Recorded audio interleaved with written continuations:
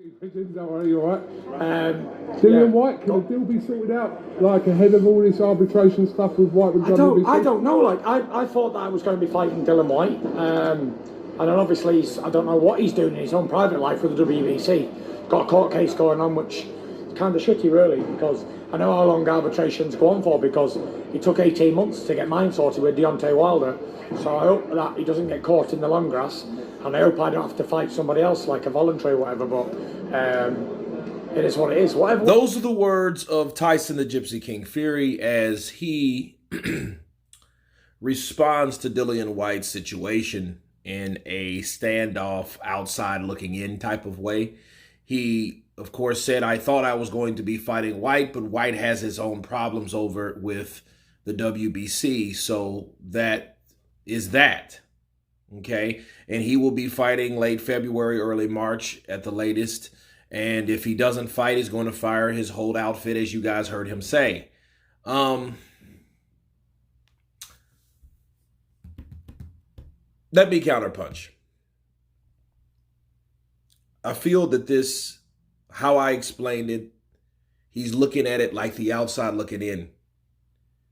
And to me, yes, he said, I will destroy him. It'll be ideal to fight a guy like Dillian Whyte. But then my question is, why isn't he taking ownership,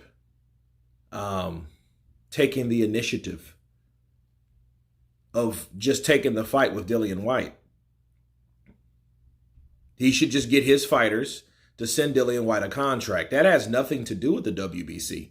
Him being a WBC champion or not has nothing to do with his lineal titleship. Think about it.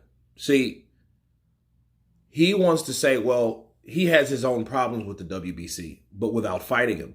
So in other words, he's saying that you absolutely he needs the WBC on board so he can fight him. That's not how it works. If Tyson Fury said, I want Dillian Whyte, send him a contract, and he's going to fight on BT Sports, and they send Dillian Whyte a contract, and then Dillian Whyte turns around and says, well, yes, I'll take the fight, because you either take the fight now or you can wait until your stuff irons out with the WBC and finalizes. Then like he said, well, the arbitration can take 18 months. Well, that's bullshit, because arbitration didn't start until January. It didn't take that long.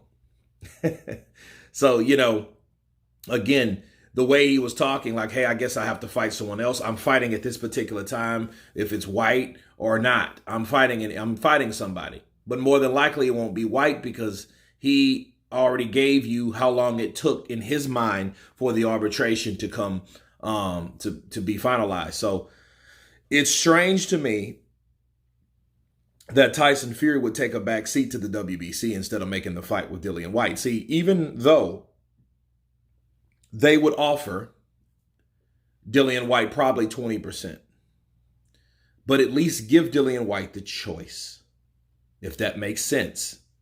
See, if they knew, hey, you have two options, fight me at our agreed upon 20%, I take 80, you take 20, like I took 60 and Deontay took 40. Take that or wait longer to fight me. That's only fair. And at that case, Tyson Fury lays his offer on the table, gives him his help and assistance in finalizing that, because when that happens, then it'll push the WBC or whoever. It might even push the arbitration to go through.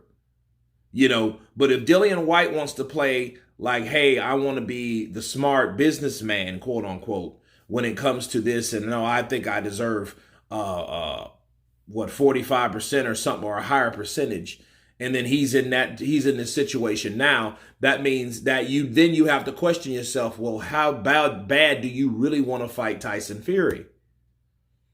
Just like people criticize Dillian Whyte, though, for saying, well, you had an opportunity to fight Anthony Joshua in Wembley in 2019 and you turned it down. First, you said the deal sucked, which it did, because he wouldn't have been guaranteed money on the back end if he beats Joshua. But then he said, well, I wasn't ready. Well, that wasn't ready part is not our fault. Nobody told Dillian Whyte to come over here and eat a bunch of fucking hot dogs and New York style pizzas and bullshit over here in the States and blew the fuck up like he did, and he's not even ready. He just knocked out Derek Chisora. So if you are anticipating or expecting or desiring a fight with Anthony Joshua, you should have been ready. That's one thing I looked at Dillian Whyte of taking ownership for. Okay? But in this situation, Tyson Fury should take ownership for making him an offer if he really wanted to fight him. Because, see, Tyson Fury could now just say, well, sorry, kid, those are the breaks. Sorry about the WBC. I'm fighting someone else because of that. Well, he could do that. But then he could also offer him a deal to make this shit real. Bars. So that's what he could have done in this situation. And that's what I'm not seeing. And that's the problem. And this is how it's going to go. This is the sport that I love, that I hate so much because of this reason. Because at this point, Tyson Fury could then just say, you know what, I'll fight Dillian Whyte. I'll give him 20%. And we don't need the WBC's backing for that. I'm the WBC king. I'm the champion. So what the hell do I need to finalize that for? Give him his fight. But he's not getting any extra money from me because we offer him the money. Fuck him. Fuck Eddie Hearn. If they don't want to take it, fine. We'll fight someone else.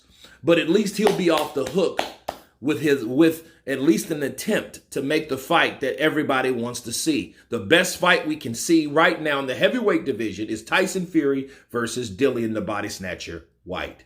But anyway, that's my counterpunch on Tyson Fury's comments towards Dillian Whyte's legal situation towards the WBC. Of course, please subscribe. And you guys been Counterpunch. Peace.